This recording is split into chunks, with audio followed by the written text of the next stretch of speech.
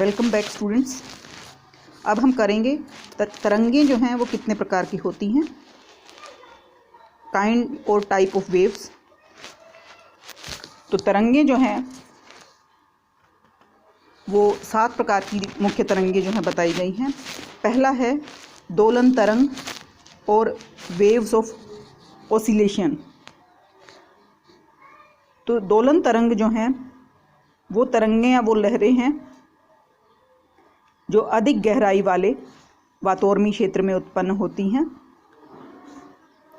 इन तरंगों में जल की गति वृत्ताकार होती है और पवन के वेग के साथ साथ ये लहरें जो हैं पवन की दिशा की तरफ बढ़ती हैं, आगे बढ़ती हैं। सैद्धांतिक रूप से कहा गया है कि ये लहरें जो है स्थिर होती हैं, किंतु वास्तव में उनमें थोड़ी बहुत गति या जो है अल्प गति अवश्य होती है। दूसरी तरंगें हैं स्थानांतरणी तरंगें या वेव्स ऑफ ट्रांसलेशन।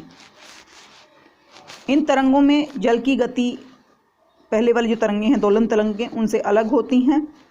इनमें ऊपरी सतह से सागर तली तक का जल एक ही दिशा में गति करता है, अर्थात तरंग संचरण दिशा में गति करता है और अपर्दन कार्य में काफ़ी प्रभावशाली भूमिका अदा करती हैं स्थानांतरणी तरंगें। इसी श्रृंखला में तीसरी हैं, उनको कहा जाता है भरगोन उर्मी या भगन उर्मी, ब्रेकर कहा जाता है अंग्रेजी में। तो सागरीय तरंग तट की ओर बढ़ती है तो जल की गहराई कम होने के कारण उस तरंग का निचला भाग तली से रगड़ कर चलता है। इससे तरंग की गति जो है वो उसमें व्यवधान उत्पन्न होता है, अवरोध पैदा होता है। तो इसलिए तरंग की ऊंचाई अधिक और लंबाई जो है वो कम होती है और वह टूटकर तट पर आगे की ओर बढ़ती हुई लगती है। तो इसको कहा जाता है फेनिल तरंग या सर्फ भी कहा जाता है। चौथा है अधः प्रवाह, इसको बैकवॉश या अंडरटो कहा जाता है। ये होता है तट से टकराकर जल पीछे की तरफ जब लौटता है तो अपने साथ जो है तट के प्रवाह और शैल को बहाकर ले जाता है। तो इसको हम अधः प्रवाह, बैकवॉश या अंडरटो कहते हैं। इसी श्रृंखला में अगली धारा है, अगली तरंग है, वो है वेलांचली तरंग या इसको कहा जाता है लिटोरल करंट। तरंगों के अतिरिक्त धाराएं भी जो हैं तट पर अपर्दन का कार्य करती हैं। तरंग की अपेक्षा धारा में जल का प्रवाह सुनिश्चित होता है और तट के सहारे बहने वाली वेलांचली धारा जो है तटीय भूदृश्यों के निर्माण में काफ़ी सहायक होती है। इसके अलावा हैं ज्वारीय तरंगें, जिनको आप टाइडल वेव्स कहते हैं। ज्वार भाटा जब आता है तो ज्वार भाटा की लहर भी तट के अपर्दन में एक अहम सक्रिय भूमिका जो है, एक एक्टिव रोल जो है वो अदा करती है।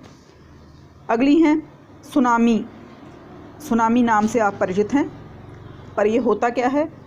ये सुनामी तरंगें जो हैं ये विशेष प्रकार की तरंगें होती हैं, विशिष्ट लहरें होती हैं जो अधः सागरीय भूकंपों के द्वारा या ज्वालामुखी उद्गारों से उत्पन्न होती हैं और खुले समुद्रों की अपेक्षा ये तट पर 30 या 40 मीटर तक ऊंची और विनाशकारी होती हैं। इन तरंगों की लंबाई जो है वो 100 मील और गति 400 मील प्रति घंटा तक होती है। इसके बाद इसी श्रृंखला में करते हैं सागरीय अपर्दन। तो कितने प्रकार का होता है वो देख लेते हैं। जो सागरीय अपर्दन जो है या जो सागरीय तरंगें जो हैं वो 4 प्रकार से तटवर्ती भूमि का, तटीय क्षेत्रों का जो है अपर्दन करती हैं। पहला वही हैं जो नदी के कार्य में, नदी अपर्दन के लिए जो प्रक्रियाएं अपनाती है वही क्योंकि जल है तो वही प्रक्रियाएं जो हैं महासागरीय तरंगों के द्वारा अपनाई जाती हैं। तो पहला है इसमें अपघर्षण। अपघर्षण में होता क्या है? जो समुद्री जल में जो कंकड़, पत्थर, बालू आदि जो होते हैं तो उनको जो है अपने औजारों के रूप में, अपने शस्त्रों के रूप में लहरें इस्तेमाल करती हैं और उन्हीं शस्त्रों से, कंकड़, बालू, पत्थर से जो है लगातार तट पर चोट करती रहती हैं और काफ़ी प्रभावशाली क्रिया है। ये क्रिया जो है इनकी काफ़ी प्रभावशाली होती है। तो किनारों के अतिरिक्त अपनी तली को भी अपर्दित करती हैं इन औजारों की मदद से।